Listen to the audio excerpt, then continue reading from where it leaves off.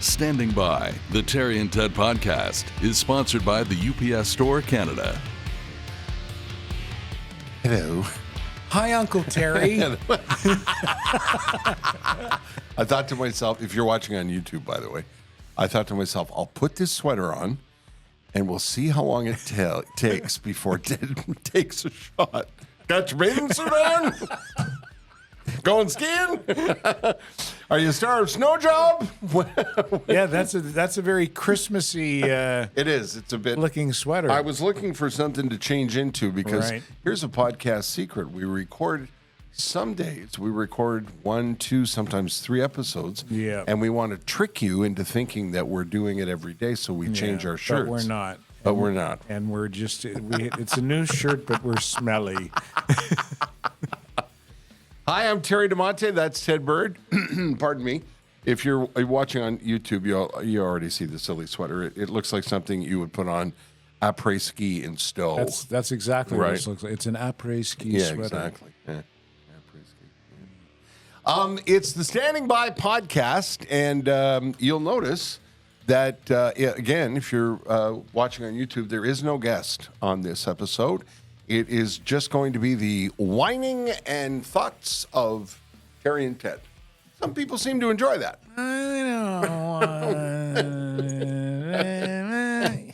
Would you like a safe space, Ted? I would, actually. Okay. I would, yes. I'm feeling, I don't feel safe. You know, they have that at AA meetings now. I didn't know that. Yeah, they hold up a yellow card. It's like a soccer game / AA meeting. If you don't feel safe, okay, then we have a yellow card, and someone from the group will speak to you. Except Ted, he doesn't want to hear a fucking word.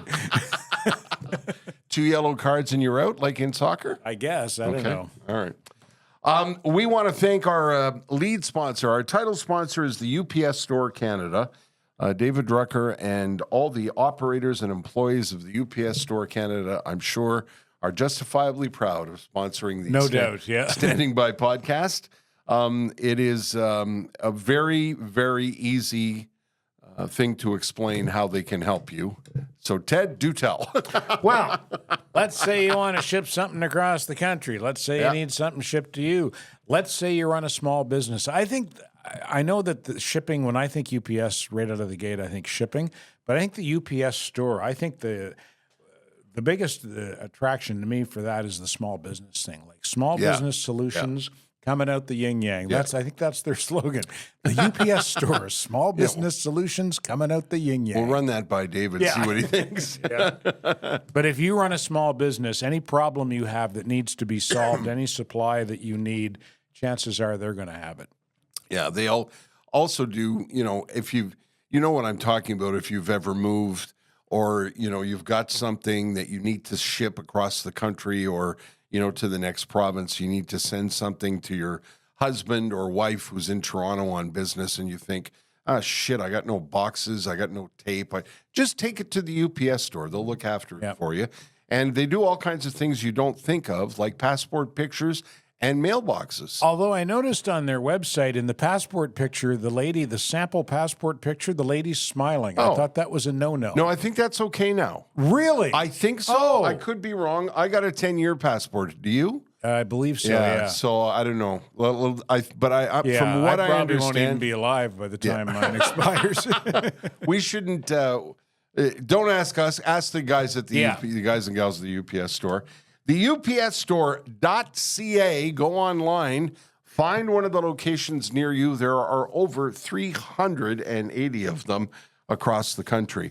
I would like to say thank you to the good folks at the Fairfield Inn and Suites in Dorval. Paul and the people there have been very kind to me this week. And let's just say travel assistance was provided by the Fairfield Inn and Suites by the Marriott at the Dorval, almost the Dorval Airport. You know what? That's a nice property. It is conveniently located. If you're in and out, even if you're not in and out for the money.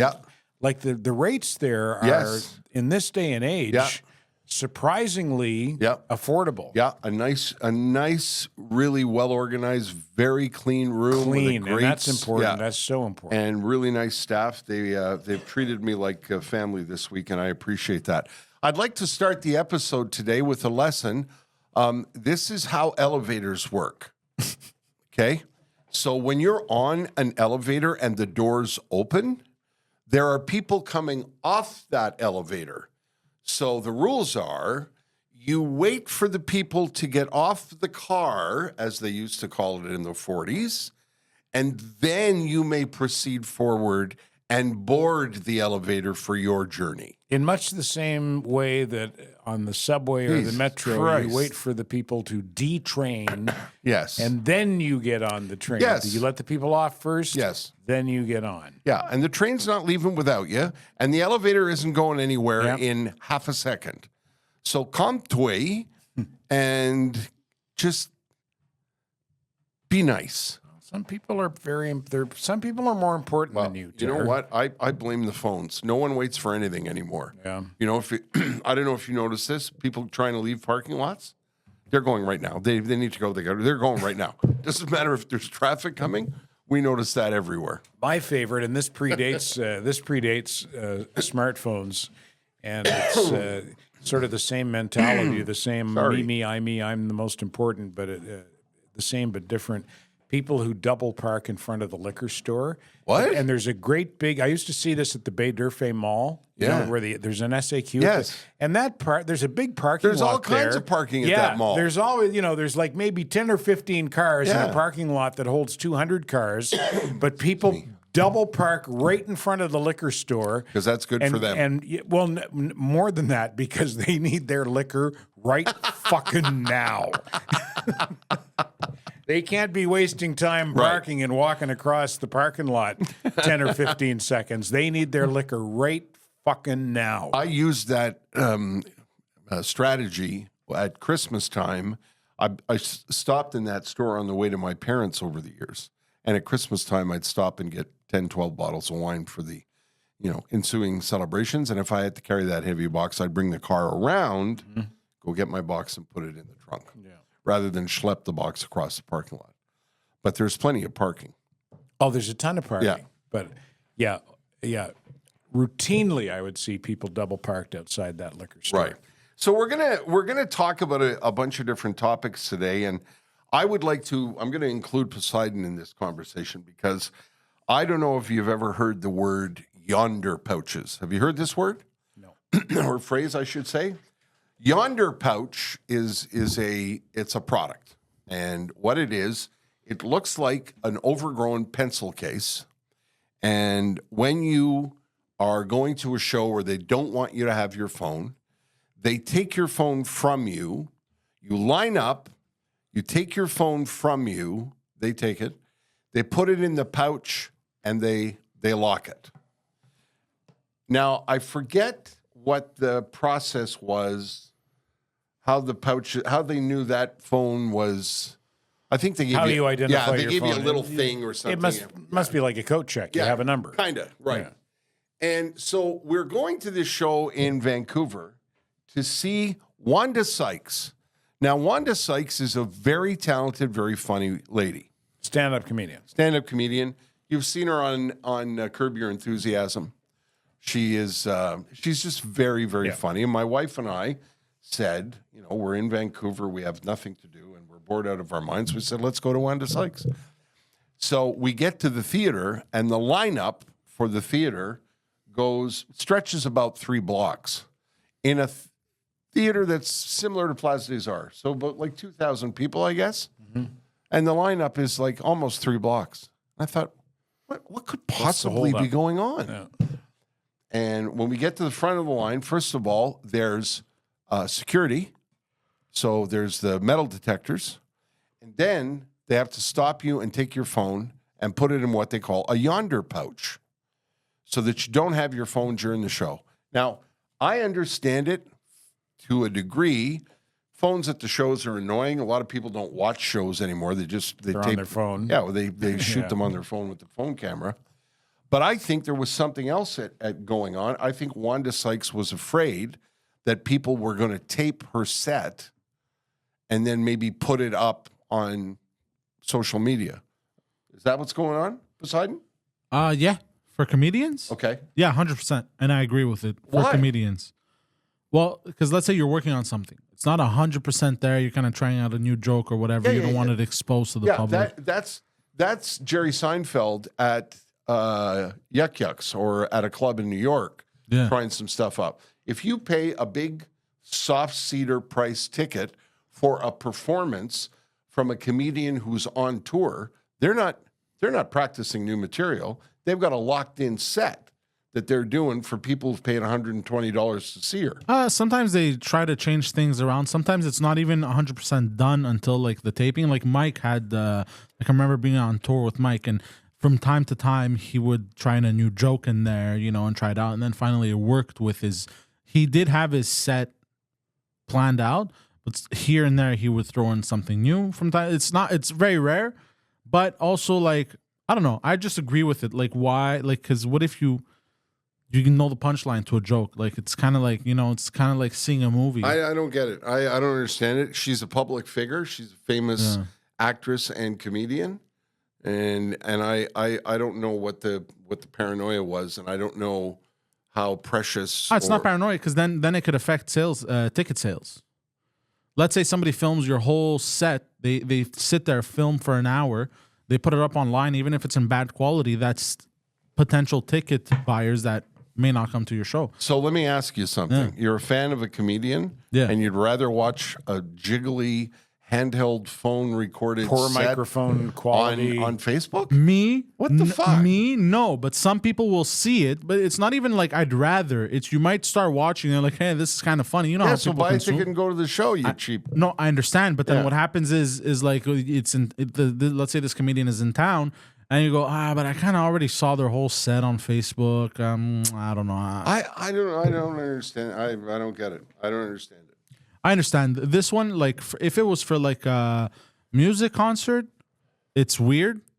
But for comedians, I completely 100% understand. Yeah, I just think it's nonsense. I think to me it was like, especially since sometimes. Sorry, I cut you off there. Sometimes you'll even have openers, and these openers they have their set list as well, but these are jokes that they're planning to eventually use for themselves on their own tour. Right. So you don't want that going out there. You want to surprise people when they come see you.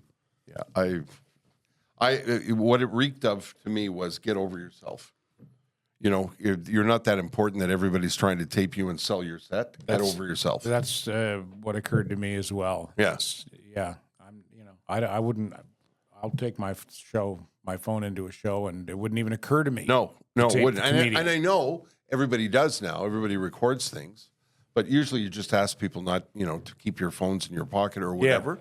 Yeah. And I was saying to my wife, things are I guess it's a marker of the age we live in, but it was such a pain in the ass to get into that building that night. It took probably a pain in the ass to get out as well, because everyone has to get their phone. Yes, and metal detectors and Yonder pouches. When everybody, when in the days of before phone technology, you'd buy a ticket, you go in.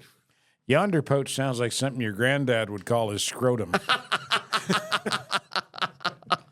Christ, got me right in the Yonder pouch. Or something you shit in. On that topic, I'd like to know your feelings about this, Ted. But then, sorry, I'm cutting you off again. Then there's other comedians that take an entirely different approach, but these are rare and exceptional human beings, like Andrew Schultz. Mm-hmm. Andrew Schultz doesn't care. He puts everything online, even new jokes that he would try out. He would just shoot everything online. Yeah, and to me, if I'm a fan, if I'm a really big fan, like we love Wanda Sykes, we wanted to go see her. Yeah. I'm not going to watch a jiggly phone taping on Facebook. We wanted to go see her, so we bought tickets and we went to see her. The thing is, I get both point of views. Like, I agree with you. What's Andrew like Schultz's point of view? Publicity is publicity? Exactly. Yeah. Yeah, like they were just at some point, like before he blew up the way he blew up over the pandemic, they were just posting, because I've been following for a while. They were just posting content, stand up, anything. Thousand years ago, Steve Martin put out an album and sold out every arena across North America after he put out the album. And when I guess again, it's a different era. When people went to see him, they wanted to hear some of the stuff from the album. Yeah, everybody knew the bits. Right. And they wanted to hear them. Yeah, like you really? said. Yeah. He was He was, I think, one of the first comedians that sold out hockey arenas.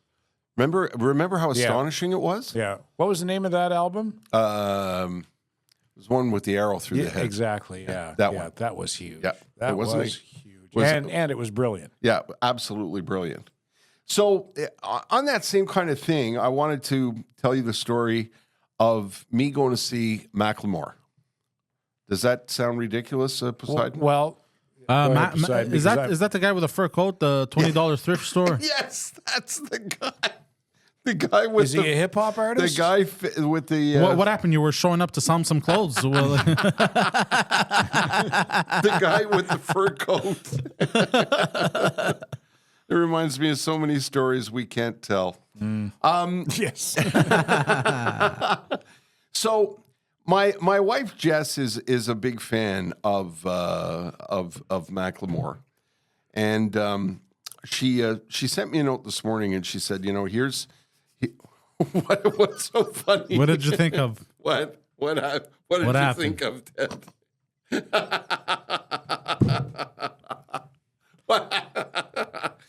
If you're not watching on YouTube, Ted is having a Sorry. Yeah. Sorry. Okay. Well, I want to know. Well, I farted. Nah, that's preposterous. This is a good opportunity for me to take off my ski sweater. I'm really, really sorry. I think I'm gonna have to call the Ghostbusters. What the hell's going on? Oh, that's awful. I'm sorry. I shouldn't have done it, and then I shouldn't have said that I did it. Your reaction to it though is hilarious. Yeah. Well, I was in my head. I was envisioning Terry when he realized. When that hits. All right. I apologize, and it won't happen again. Okay. All right. Quick, there's a gas leak. Yeah. Everything okay over there? Call the authorities. Yeah. Okay. So you went and saw Macklemore. So now, is he a hip hop artist? Yeah. Okay. Yes, he is. So here we go. My wife is a big fan. Okay. And Macklemore is from Seattle. Okay. So she says, "Would you go see him with me?" I said, "Of course, sweetheart." And she tells me about him. He's from Seattle. He's a recovering addict. His fans follow his battle with drugs. He's relapsed a few times. He started his career in 2000 as a independent rapper, and he became a number one success with the song that Poseidon has referred to. It's called Thrift Shop. Yes. Went to number one on the Billboard Hot 100 in 2013. He said he won the Best New Artist at the 2014 Grammys. It's very controversial in some places Because of his content? Well, just because of his content, and let me. He did 2 sold out nights at the Climate Pledge Arena in Seattle. Is that where you saw him?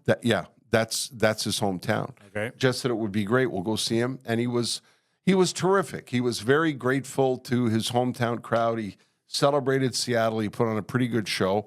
And even though it's not your genre, you were fine with the... I enjoyed the concert? Yeah, I went with an open mind, and I thought I'm gonna roll with this. Yeah. And as we were waiting in line for a T-shirt, because Jess was collecting merch, I was looking around and I said to her, "There's an awful lot of kids here. Like, isn't he a rap artist?" Because I'm not familiar with most of Kids his. as in what age? 4, 5, 7. Really? Yeah. Like little kids? Yes. Not teenagers? No, not teenagers. Wow. Like so enough that I noticed. And his content is yo motherfucker, Well, fuck. Jess has sent me some of the song lyrics. Oh, okay. So that I can illustrate my point. Mm-hmm. Now walk into the club like, "What up? I got a big cock." Backwoods and dope.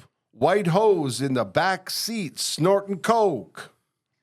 Feeling fine, getting high, spending time with a bitch, taking Heineken sips. This as live as it gets, shit. So he covers Wayne Newton.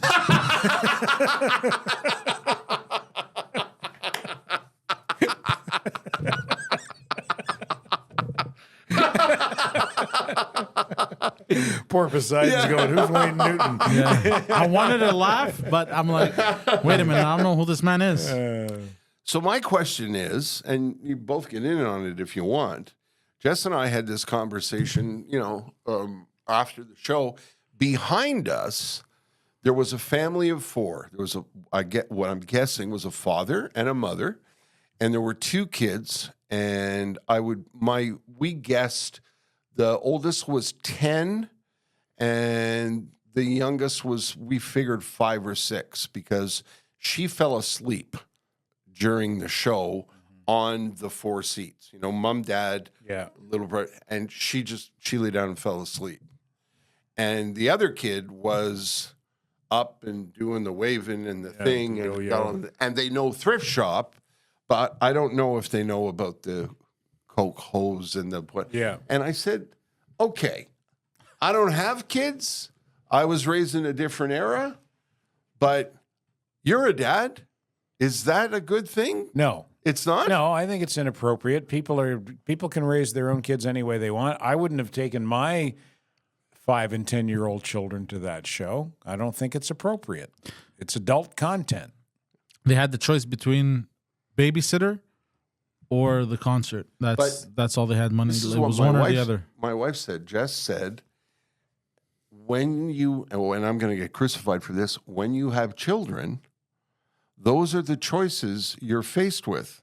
And when you have children, don't you look at each other and say, sure, we love Macklemore, but we've had children, so we're going to have to sit this one out. Yeah. Isn't that a thing, or am I being an old single? Maybe you and I. Well, asshole? Listen, no, because I'm a father of 4, and I would not take my children, my little kids, to that show. Right. I took Charlie to Green Day when he was about 7 or 8, and even at that, because it was in the American Idiot 21st Century Breakdown era, and there were a few songs with a couple of F-bombs in it, and even at that, I remember twinging when I went, oh shit, I forgot about that. And that's nothing compared to what you hear in hip-hop lyrics. White hose in the backseat, snorting coke. Yeah. But again, I'm not telling anyone else how to raise their kids. Me neither. I'm just saying I wouldn't take my kids there, and I wouldn't want my kids to take my grandchildren there if I had grandchildren. Yeah, I'm bringing up the topics. I'm not judging. Well, I am judging. Yeah. But I'm as Ted says, you raise your kids how you see fit.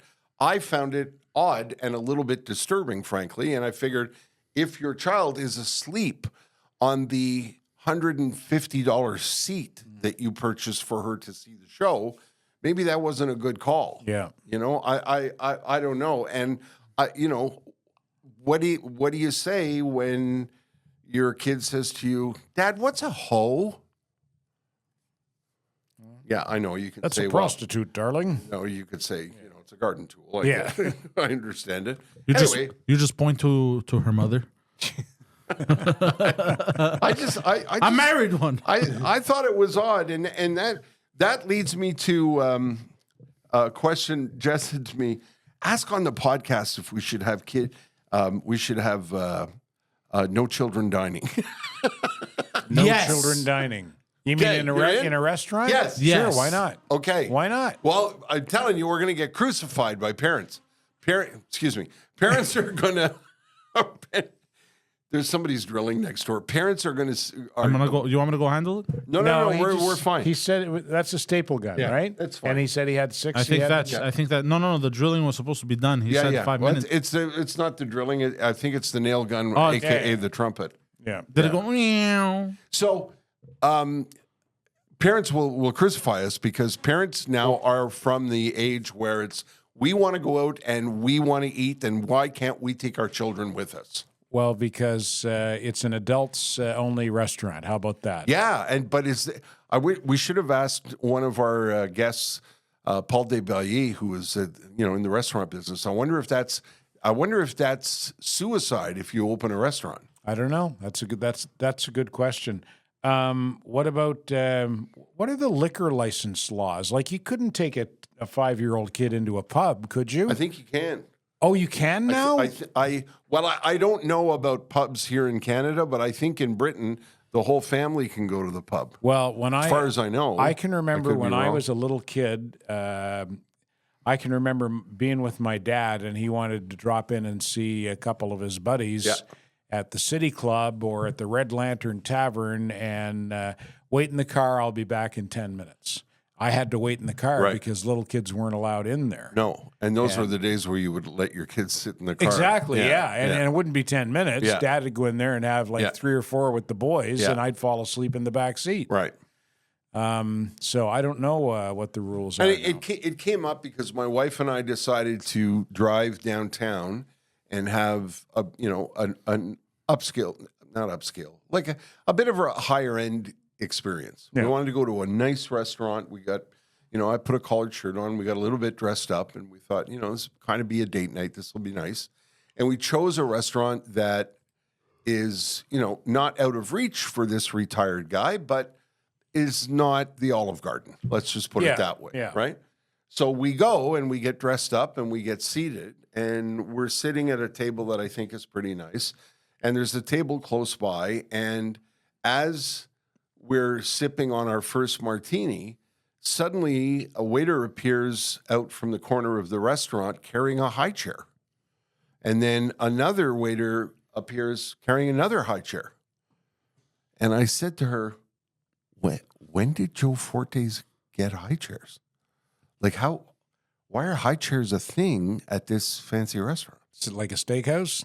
Yeah, it would be like trying Gibby's? Like going to Gibby's sort of thing? Milos. fancier than that. Maybe Really? Milos. Yeah. Wow. Maybe Milos, maybe the new Moishes. Like maybe Maison Boulud. Jeez. And I get it. If you want to bring your kids to Maison Boulud, I suppose you can. I suppose you can too, but what if why? it ruins somebody else's dining experience? But why? Or are babysitters too expensive? But then again, if you're going to Maison Boulud, you certainly I would imagine you can afford a babysitter. Yeah. No? Yeah, of course. Is it just changing times? Am I out of step? I don't know if it's changing times, if it's people being selfish and not thinking it all the way through. That's what I think. Yeah, there you go. There could be. I was going to say something dumb right now, but I'm going with a mature thing. It could be also like I never experienced this as a kid. I want to give it to my child as well. You know what I mean? It could be as simple as that. Yeah, but a kid who's so small that they're in a high chair, they're not going to appreciate it. It's not a fine dining experience. No. If you're in a high chair and you're blowing bubbles, it's not a Yeah, I get it. But I'm all for this. Like we're getting more progressive. Yeah, next we should start with the strip clubs. Just the entire family. Want to go to the water park? Nah, I got another slip and slide for you, kid. Because as we were talking about, when you go away on holidays, a lot of resorts are adults only. Mm-hmm. And some resorts you go to are family resorts, but they designate areas as adults only. Yeah. There's nothing wrong with that to No me. way? Okay. No, that's So I'm not perfectly fine. I'm not an arsehole. You're not an arsehole. You're someone who is paying for an experience, and you would rather not have it ruined. Yeah, that's what I thought. Yeah, nothing wrong with that. That's what I thought. Hope you're enjoying the podcast, and if you're not, you're not hearing this because you've already shut us off. Yeah. Or you're listening on twice speed, which we talked about in an earlier. Yeah, I couldn't podcast. do that. Yeah, maybe we should contact like this. Maybe we should. We'll talk like this for this podcast. Either it'll be over sooner, or else it'll be twice as long. What just happened? we just moved to 2 times speed. Yeah, Oh. that's right. Yeah. We should. I thought I got a stroke. We should say thanks to our friend Sugar Sammy, shouldn't we? Would you take your 10-year-old to see Sugar Sammy? No. No. Is Sammy? How does a 10-year-old have an understanding about the politics of the Journal de Montréal and the language? Like really? Oh, like honestly. But I'm trying to think. Is Sammy's language blue in his show? Sometimes. Yeah. Sometimes. He can be. He uses So not entirely he's not family friendly. He's not a dirty comedian. No, in by any stretch of the any imagination. way, shape, or form. You hear the odd swear word, Yeah. but It's never gratuitous. no, though. and his Never comedy is gratuitous. intelligent Yeah. and based on observation, and it's got a political taint to it, especially here in Quebec, because as he says, he doesn't spare anybody. Yeah. Politicians, the people from the Journal. If you've seen his billboards, you know exactly what we're talking about. If you want to go see Sammy and you need a babysitter, I'm unemployed. And I'd be happy to babysit for you. What's your rate? What's my rate? Yeah. I don't know. I'm going to have to look into that. I don't know if I have to join the union or how that works. I'm not exactly. I'm not being flip, but I understand that babysitters are really expensive now. Really, like eh? everything else. Yeah. What do you guys think about male babysitters? No Well, problem. I've just volunteered. Yeah. No, like for real. Oh, when I was a little kid, my favorite babysitter was a guy from one street over. Yeah. I was 8 or 9, and he was like 17 or 18. Yeah. So it was the coolest. Yeah, thing yeah.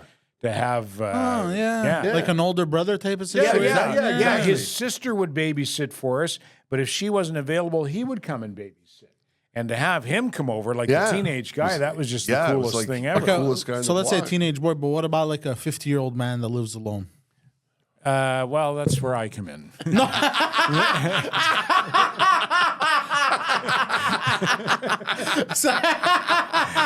Except I'm quite a bit older than 50. Even. What you mean? Where were you going with that, Poseidon? Yeah, like, I don't know, Is it because you think women are better at babysitting I would be creeped out. by a guy?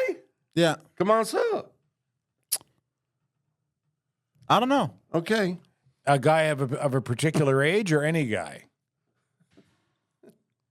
Because probably a guy my age probably should only be babysitting his own grandchildren. Yeah, there you Yeah, go. No, yeah, that's yeah, fine. But like a complete stranger, especially if he's balding, I don't know.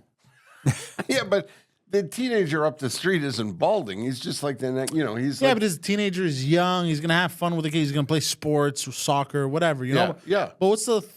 I don't know. Like the 40-year-old dude gonna. I don't know. It's weird. Tommy, let me see your phone. I want to show you something.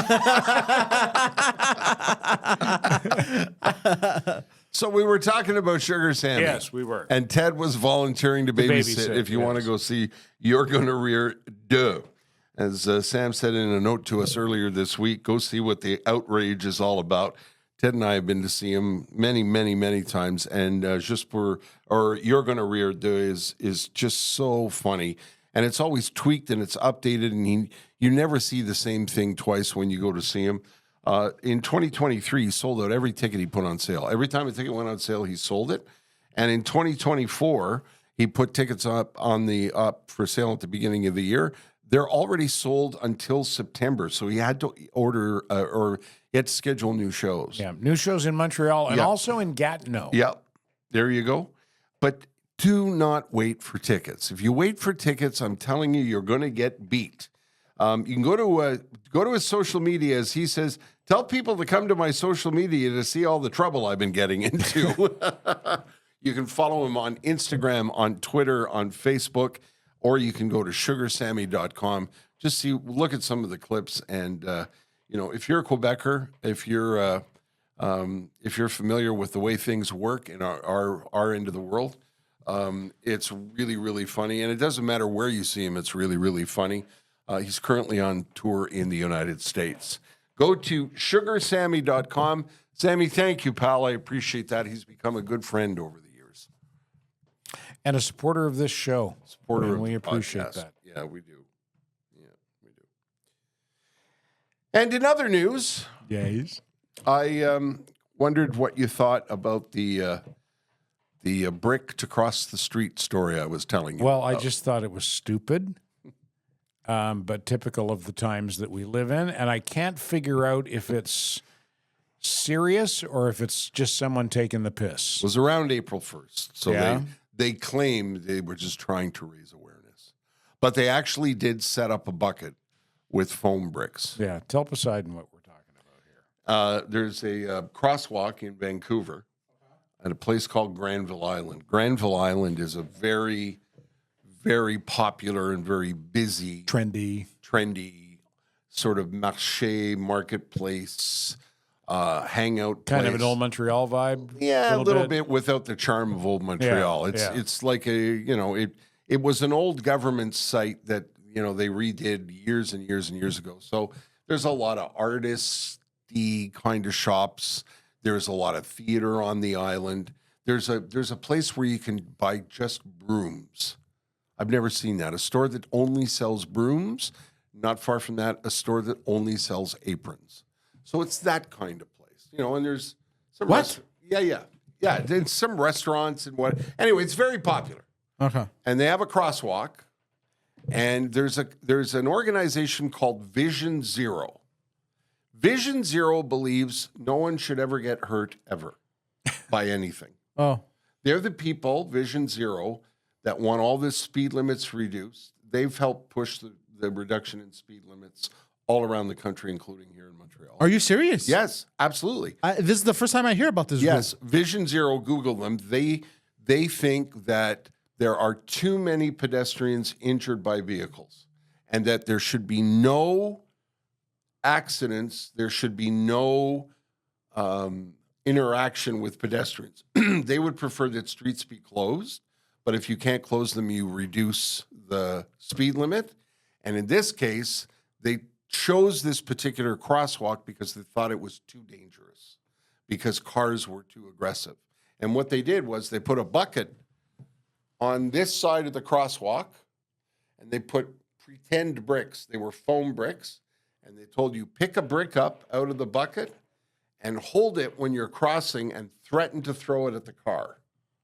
That way you'll be sure the car will stop. Well, that's a sure way of getting run over. That's insane. That's how do you if you just hit the gas. If you threaten me with a brick, I'm gonna run you over. I'm gonna make sure. Yeah, it's self-defense at that point. Yeah. What the fuck you gonna? He was gonna throw a brick at me. I had to take him out. And that's the kind of thing that they foster. I do not, to this day, I do not understand why you cannot take some responsibility for yourself. If you're crossing at the corner of Peel and St. Catherine, or you're crossing at the corner of Atwater and René Lévesque, or you're crossing anywhere, if you're crossing on Melrose and NDG, I'll explain to you why can't you look up, look both ways, be careful, and I'm in the car, I'll do the same, and we'll all get along. What's wrong with that? I agree with you, Ter, but I feel like we live in a culture right now that if you are the more, I don't know how to phrase this properly, like more powerful, right? You assume 100% of the responsibility. In this case, you are a vehicle, therefore you assume 100% of the responsibility if you hit a pedestrian, even though, like this, I feel like because it's this whole power struggle, and we see it all the time and everything, like with what's been happening, like, I don't know how to explain this. If you are, because you're weaker than a car, therefore the car is at fault. Yes, but if you're weaker than a car, that behooves you to be careful. No, but it's your right to walk there when you want to walk there. Yeah, but... No. I know. I agree with you. This is what I don't understand. No, I agree with you 100%. Like when we were kids, our parents said, stay away from the street. Yeah. Do not run out from between parked cars. Look both ways. And look both ways before you cross. Go to the corner, wait for the light. Yes. And now you're exactly right. The people at Vision Zero and other groups say the cars are more dangerous because they're bigger and they do the damage, and it's all incumbent on people who are driving to take all of the responsibility. Until you run someone like me over. I don't understand. I don't understand the pursuit of nothing should happen to anybody ever. Yeah. No one should be hurt. No one should have their feelings hurt. Nobody should yell at you. Nobody should fall down and skin their knee. Nobody should get into an accident. Like, I understand. I have sympathy for people who have an event with a car, but I don't know how many times I've been at the corner of something and thought to myself, oh my God, just put your phone down. It's dangerous. Yeah. Like, I don't cross the street without putting my head on a swivel. Even when the light is green, I'm looking left and right. Yeah. Because I do the same thing. I don't trust people who drive. Yeah. And I take a little bit of responsibility for myself. I don't know. I look like I'm boring you guys. No. I agree with you 100% because it pisses me off. You've nailed it. What can we add? You're right. Yes. Yeah. What you're pisses me off the most, now we're going to sound like old men just complaining. Okay, this is another thing. Jesus Christ. This is another thing. The shut up boomer thing. Yeah. It seems to me now in this society that if you're older, you've lived a little longer, and you've been through a lot of stuff, you can shut the fuck up. We don't want to your hear experience counts for nothing. Yeah, we don't want to hear about you because you don't understand. Is that the way you feel? No. Okay. Yeah, I think, okay, so the whole okay boomer, I think where it stems from has nothing to do with you have more experience or whatever. I think it stems from the economy, not being able to buy property and stuff. That's where it stems from. Okay. I think that's so where it's a bit of a resentment that boomers had it better than the younger yeah, generation that's where that today. comes. It doesn't So come. shut up, boomer. We don't need to hear from you, you privileged motherfucker. Exactly. Yeah. That's where Shut it up, comes you have from. a house. Because again, we live in a society where if you're privileged, you have no opinion. You know what I mean? Automatically, if you were ever in a privileged position or seem to have been in a privileged position, people don't want to hear it. It's funny because when I was younger, But then you'd think, sorry, I'm cutting you off. You'd think if somebody is in a privileged position, he must have gotten there somehow. Let's say he never came from a privileged position but made it there. I think you'd want to hear what this fucker has to say because you Maybe eventually he's got want to some get good advice on how to get ahead. You know, I understand the economy's hard, but like, what is getting mad at people that had it good going to change anything for you? that's what I started to say when I was younger. You know what I mean? I would seek out, I chose to go into radio. So I looked at people in the radio business Yeah. who were very successful and I sought them out. Yeah. And I wanted to pick their brain. I wanted to ask them, do you think this? Do you think that? What should I do? How should I go? I wanted to seek some of the advice and wisdom that they had picked up because they were farther up the road than I was. And the thing is, anymore. not everything will make sense because the times change. So sometimes Of the course. advice could change. Of course. Therefore, you take everything that is good for you. Yes. If it is given, you take it. What But- might not work for you, you don't have to complain about it. You No. could just leave it. But I resent the notion that because you're older, you don't understand the world has changed. I understand the world has changed in a big way, but I don't necessarily ride the train on all of these new ways of looking at things. I don't believe that if you're a guy you're a kid, a young man that's working on construction with other people that have been on construction for 19 years, and you're all up working on the 7th floor attached to your harnesses, and you go to do something stupid, and the older guys you're working with goes, "Hey, you stupid arse, come here." Do you go to the foreman and go, "Jacques yelled at me. I feel I'm unsafe. I'm unsafe. I need a safe." Like, I don't agree with that, right? If you're, Yeah. we were talking about it with, But guys, we're talking about it with a doctor who said sometimes you have to be a little firm when there's a patient on the table who's bleeding out and you're trying to save their life. Sometimes you raise your voice a little bit or you're a little curt. And I think that's okay. I think that's the way you learn. So as a boomer, I disagree with that perception, but I don't think I should be accused of not understanding how the world works. it's not just that. When you're in a high stress environment, in this case, a doctor, you cannot, whatever's happening in that situation, you have to leave it in that situation. Like, I agree. Like, if you walk up to somebody and just start yelling at them for no reason, of course, that's a different story. But I'm not you talking have, about bullies. yeah, but you have to take every situation as it is given. In high stress environments, there's going to be yelling. There's going to be stressful. Like, it's like, I don't know. Like, They want I'm everything. sure you in that position over there, Yeah. producing and directing podcasts for Pantelis and Mike Ward and us, that there have been times where the guys have said to you, "Hey, you fucked up." Yeah, 100%. 100%. Yeah. Right. Did you cry? Did you go complain? Like, No. Of course not. were your feelings hurt or did you learn something from it? Well, learned. Yeah, learned. Yeah, I guess. What's But this no, learn? but Terry, I'm a wrong example because I grew up when I was young. I loved talking to older people. Yeah. Because I had a lot of uncles, a lot of aunts, and they were much older, and I enjoyed the stories, the conversations because it was very. Right. It was like opening another universe. It was like opening another door that I didn't know it existed. So Right. I come, even though I'm from a younger generation, I come from an older generation. Yes. Do you understand what I mean? Yeah, You're you're an an old soul. older soul. Yeah, exactly. Right. Because so to me, all these things, I see this, I just laugh. Yeah. Like if somebody insults me on like online, like to me, like I just laugh. But in your family, especially in an old school Greek family Yeah. or an Italian family, or your father yells, Yeah, nobody. my father's yelled. My mother's Yeah. beat the shit out of me. That's old school. Yeah, belt and everything. Yeah, I've gotten a wooden spoon cracked over my head. Right. So now And she's like, "How the fuck am I gonna make dinner now?" And then she beat the shit out of me again.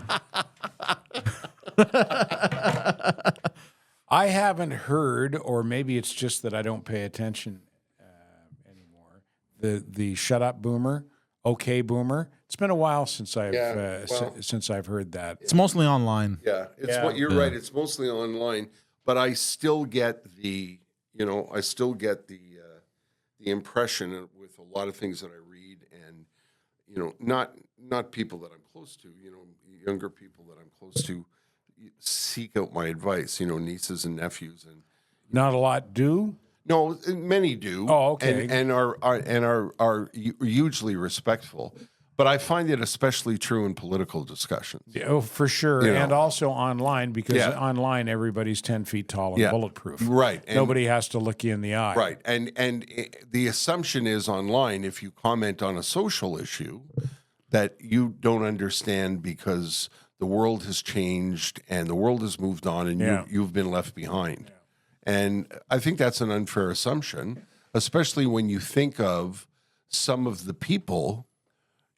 I would sit with somebody like Mr. Mulroney or Bill Clinton and shut up and listen for hours. Yeah. Imagine the stuff you could learn from those old guys. Yeah.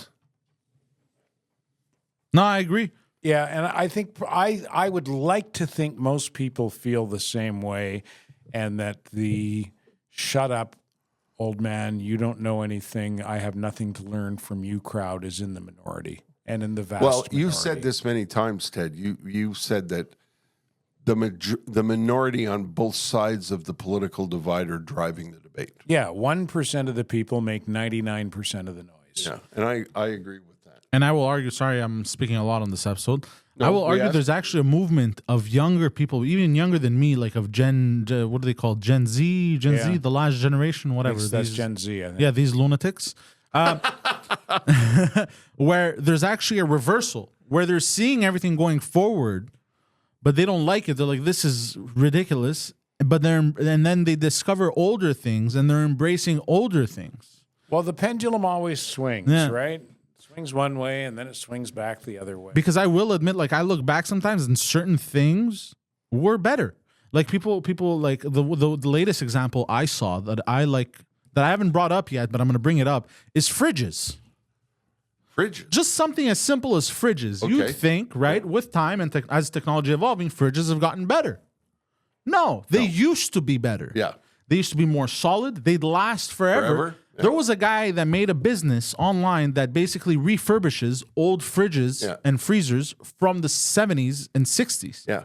There are people around the country who have their fridges from their first house in their garages Yeah. and they're still running. They put the beer in that fridge. Yeah. Yes. So some stuff were built better. Some we have to come to a point where Yeah. at some point we can't just rely on technology. Right. You understand what I mean? Some I know stuff, exactly what you're saying.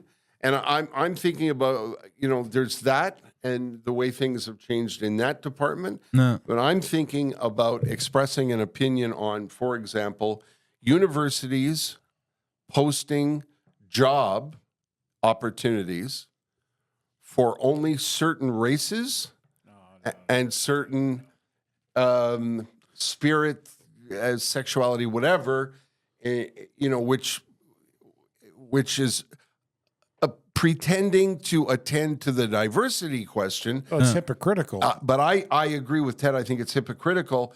And if I comment on that and say, this isn't right, I don't think this is right, I get the, well, you don't understand.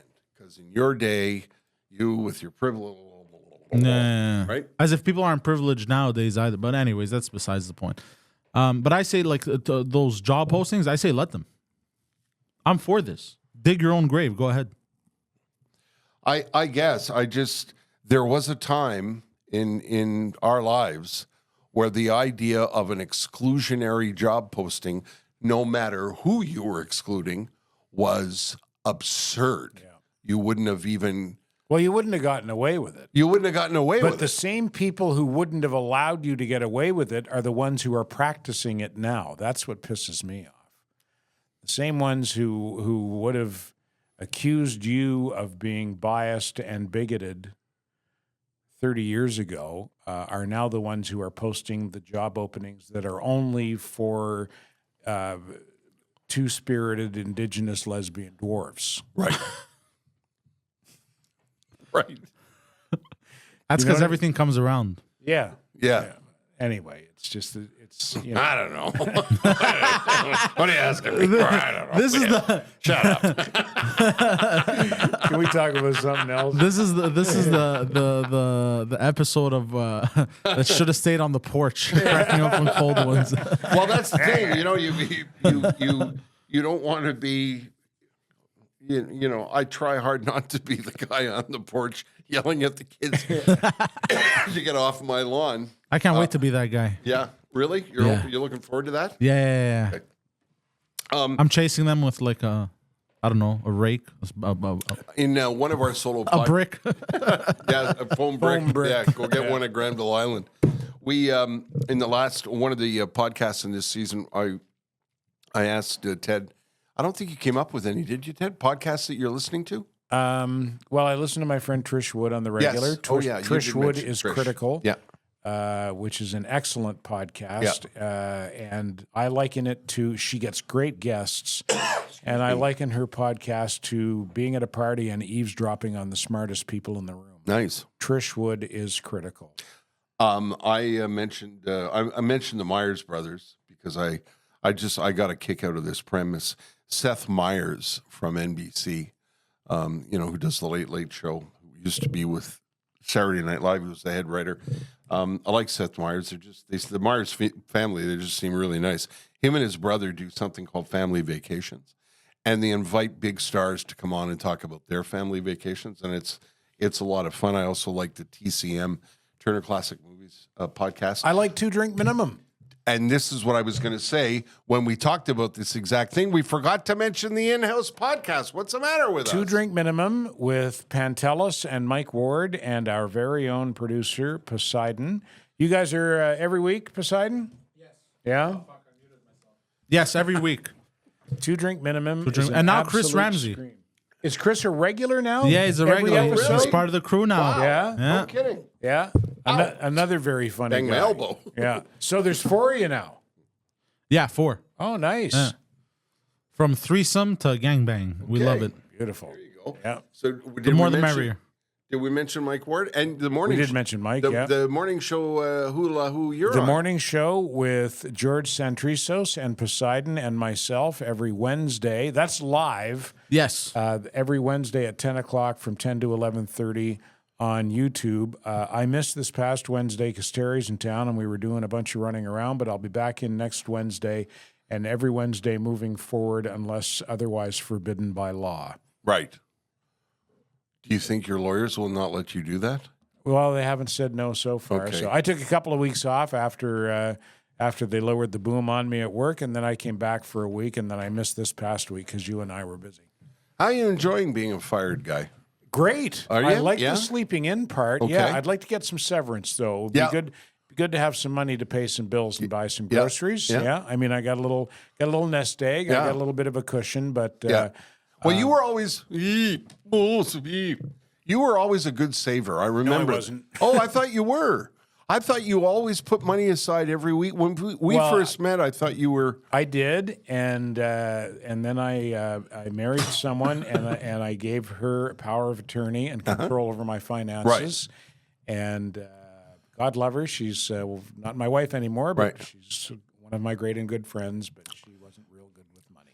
Not a good minister of finance. Not a good minister of finance. But I thought post all of that. Yes. I was familiar with that, and I figured as you were working and living as a single man, post all of that, you managed to build a little bit. I got a little bit of a cushion, but it would be nice to get some severance, which I believe, and my lawyer believes I am due by law. Right. And I'll have a little bit of a cushion, and then maybe we can build this into something that I could make a living off of. Yeah. What's going on there? Well, that's our orchestra. We're thinking of hiring a band, and like talk shows have bands, so I thought maybe we would. Is that someone drilling into a bank safe?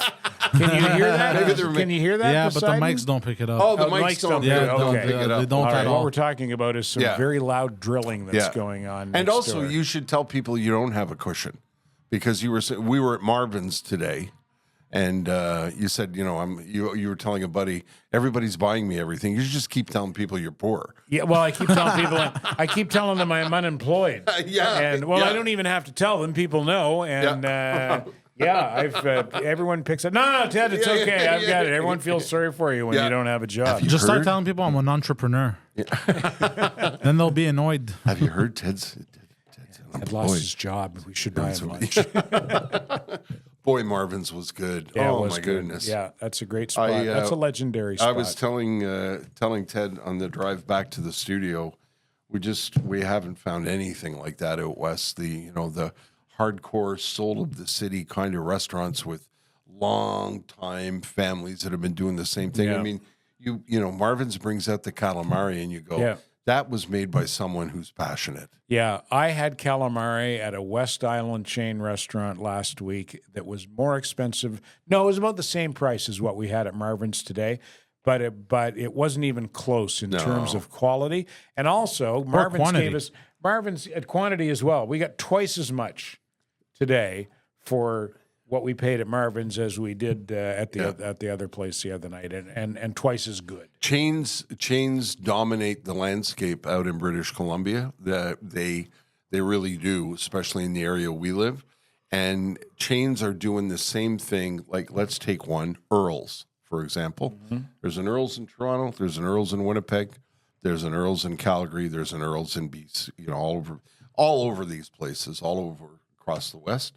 And if you go into an Earl's in Calgary and you go to an Earl's in Toronto, you get the exact same dish presented in the exact same way with the exact same taste. Exactly as mediocre. Yeah. And what it is it's not a restaurant where people are cooking with passion from the heart. Yeah. It's an industry. It's an assembly line. Yeah, it's an assembly line. It's an industry. Every time you mention Earl's, I think of when I lived in Toronto many years ago.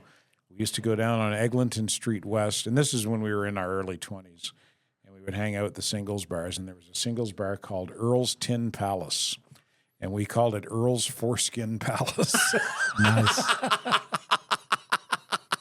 And every time you mention Earl's, that's what I think. Earl's Foreskin Palace. Stupid. That's so stupid. It's so juvenile. I can hear my wife shaking her head and walking away as we speak. Let's say thank you to our friends at Acutech Electric. Acutech is a company that was started in 1995 by Tom's dad.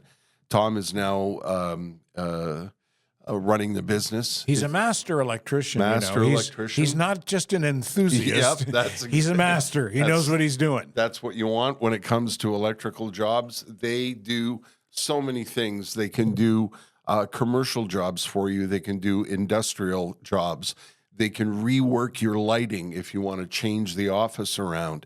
If you've bought a property that you're renovating, they can consult with you and your architect to make sure that everything is done properly. And also, I was mentioning this on an earlier podcast, if you've got an aunt who's living in a house that was built in 1951 and it's time to redo the electric, call Acutech. Get to Acutech, acutech.ca, and have this family-run business who take a lot of pride in what they do. They take a lot of pride in how they treat their employees, and they take a lot of pride in how they treat their customers. If you go to their website, you're going to read some amazing commentaries from different people who have used them for different things. They mentioned to us this morning that they can even install generators. And if you live on a property, say, outside the island of Montreal or anywhere for that matter, they can help you install a generator. And Ted and I always, we jokingly say you shouldn't have Uncle Pete come over and do the electric work. You should have professionals do it. I'm going to have a look at that for you. Yeah. No, it's okay, Uncle Pete. We Pretty got sure the Acutech green coming wire over. goes there.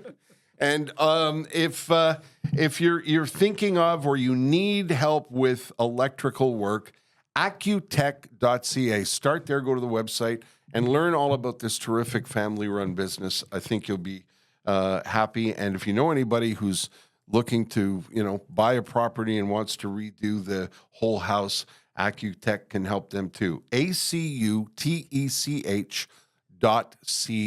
Acutech Electric.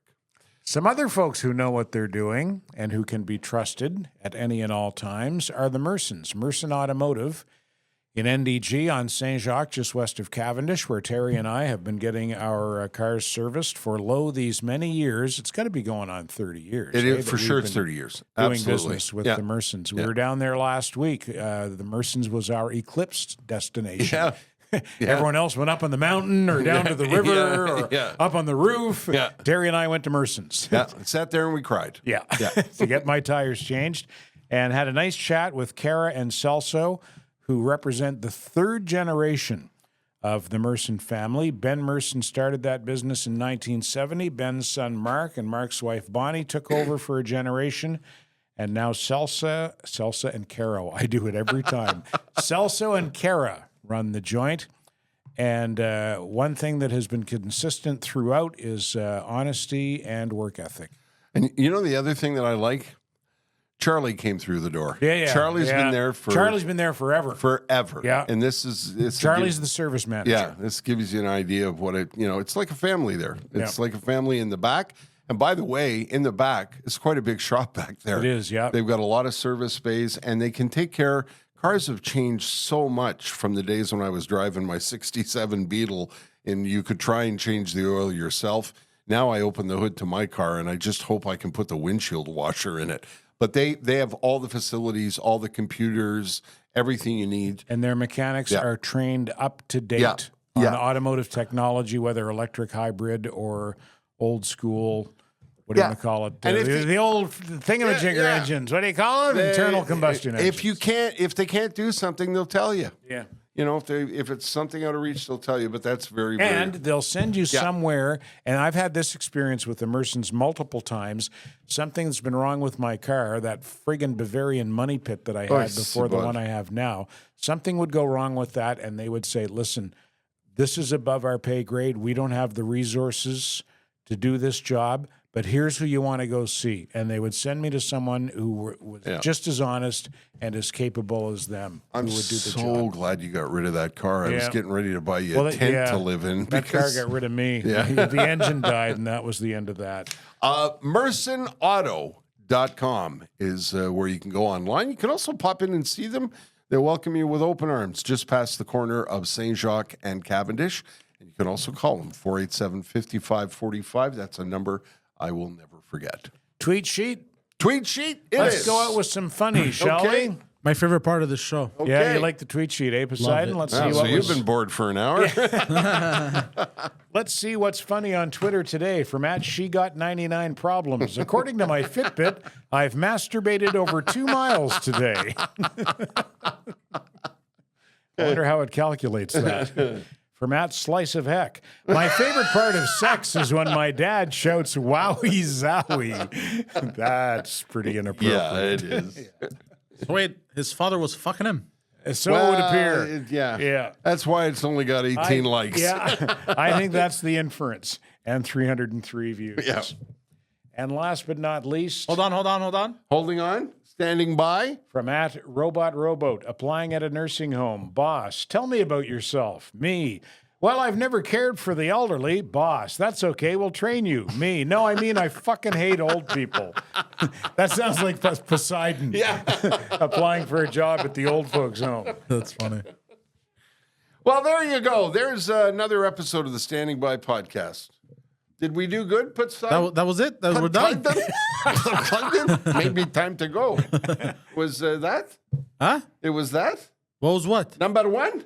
Number one? We number What was one? number one? Like Arahova, number one, stop. It was an hour. It was an hour. Oh yeah, so we're done. Yeah, we're done. Okay. An hour, yeah. That's I meant like Oh, 1 yeah. hour? Yeah, 1 hour. Yeah. I don't like to shortchange the podcast because this one, I have to admit, was all over the road. That's But fine. I think it happens. We've had radio shows like that. No one ever held it against us. Well, sometimes. Yeah. Can I see you at 10? You were all over the road. My thanks to Poseidon who weighed in and produced the show.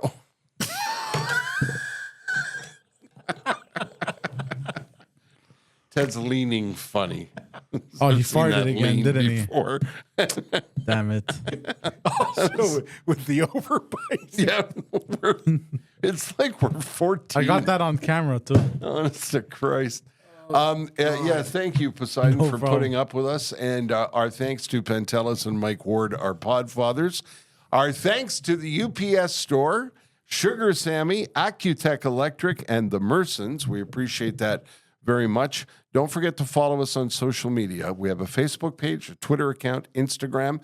We're not on TikTok yet because Ted and I don't know how to dance. Not a clue. So don't think that that's going to happen, but you can find us on social media everywhere.